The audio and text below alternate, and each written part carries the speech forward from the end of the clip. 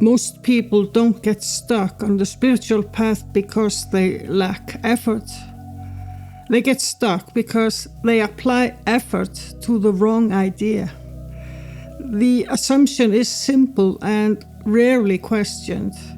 Awakening is something to be attained, something you move toward, something that eventually arrives if you do the right things long enough.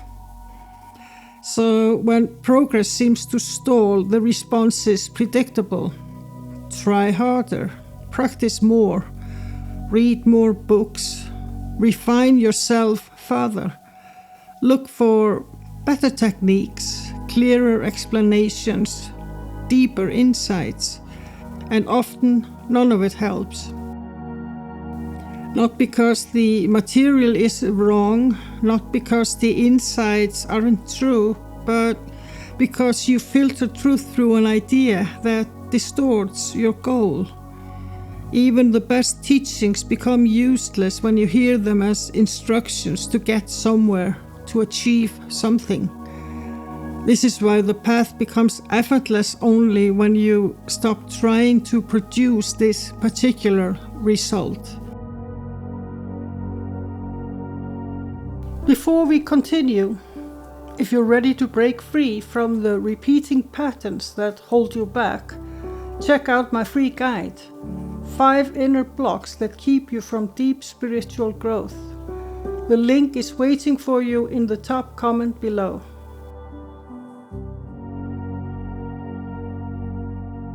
People read books that clearly ring true.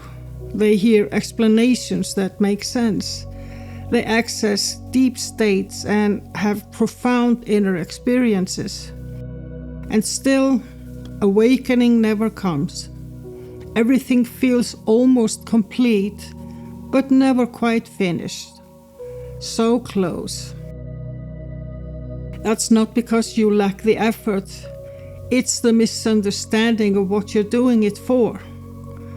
As long as you hear spiritual truth as something that should help you reach a particular goal or become somebody else, it's unusable.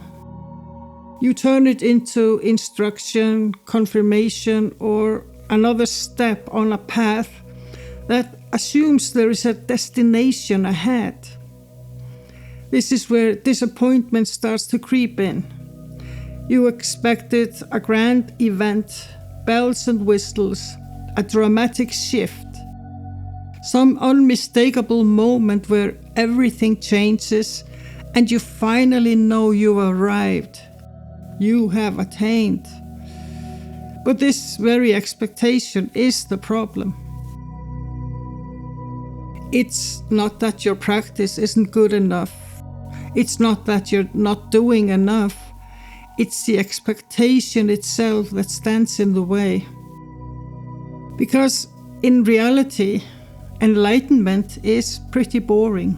No fireworks, no cosmic revelations that make you feel like somebody special.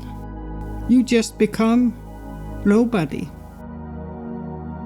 The ego doesn't stay in the foreground anymore. It moves to the side.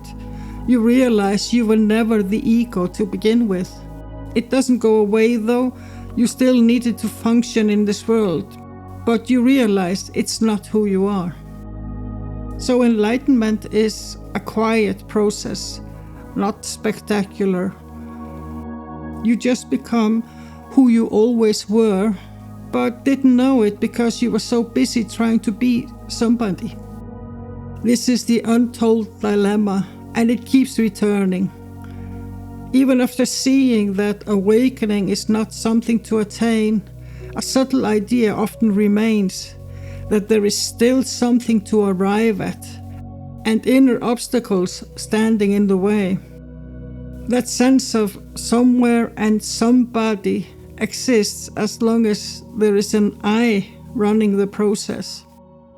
The I in itself isn't really a problem to be eliminated. It is a necessary background function, an interface for language, memory, planning, and daily life. You can't live without it. The mistake is not that the I exists. The problem is that you mistake it for what you are. As long as the I believes it is the center, there will always be a moving from here to there, progress and setback, obstacles and goals. So enlightenment becomes something the I wants to reach.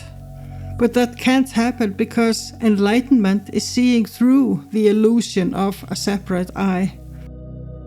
The I wants awakening, but the I can't attain it.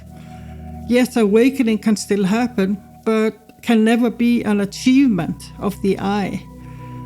So people don't actually stop seeking when they're stuck. They keep thinking. They keep reading, they keep reflecting. Often the subject of awakening is already the most important thing in their lives. What needs to change is not the content of the teachings, but the orientation. You stop forcing it, not because you give up, but because trying harder no longer makes sense. The pressure to produce awakening exhausts itself. The curiosity doesn't go away, but maybe there is a less urgency.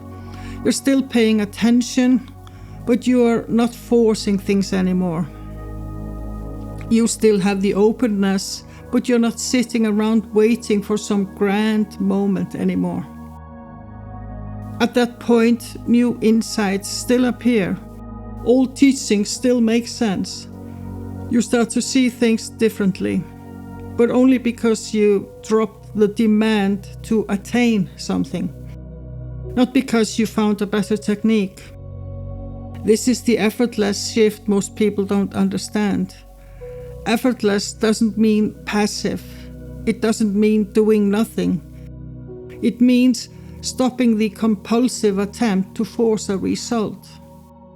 The real obstacle was never fear, distraction, responsibility, or lack of discipline. Those are conditions of ordinary life. The deep obstacle was believing that awakening required adding something, achieving a state, completing a process, becoming someone different. When that belief drops, nothing new needs to appear. What falls away was never really you to begin with. False identity, endless striving, the idea that something essential is missing. What enlightenment actually is, the ego moves to the side. It still functions, it still handles the logistics of life, but you no longer mistake it for who you are. You become nobody. Not in any dramatic way, just who you always were beneath the performance. There is no ego to kill, no appearances to maintain, no inner work to conclude. This is why it's liberating.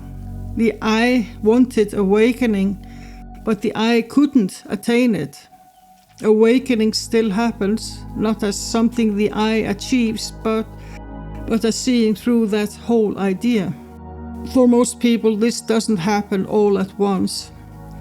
Awakening often starts as short flashes, brief moments where you see through the whole game. Maybe it lasts a few hours. Everything feels clear. The sense of being a separate self trying to get somewhere just drops away. Then you lose it, the old sense of self returns. The familiar I comes back online, and suddenly you're a person again with problems to solve and destination to reach. But the glimpses keep coming. They become more frequent. They last longer.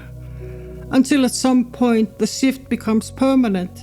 It finally sticks. When that happens, it's not because the I disappeared. The sense of self is still there. You still plan, remember, navigate daily life. What changes is you stop experiencing yourself as a separate center trying to get somewhere. The path becomes effortless because you stop aiming effort at becoming something. Before we wrap up, if you found this helpful and want to go deeper, remember that free download I mentioned, 5 inner blocks that keep you from deep spiritual growth. The link is waiting for you in the top comment below. So the journey looks effortless only in hindsight. Not because it was easy, but because nothing had to be attained at all. The obstacle was never fear or lack of discipline. It was misapplying truth, thinking of it as a path to some goal. Awakening doesn't come from gathering more spiritual knowledge. It comes when you stop misapplying that knowledge to obtain a goal that was never even realistic. The ego continues as a background tool for language, memory, and planning, still functioning, but you no longer mistake it for who you are. It's no longer a center trying to run the show. That's the real awakening. Quiet, undramatic, almost boring. But that's the shift that finally gives you what you were seeking all along.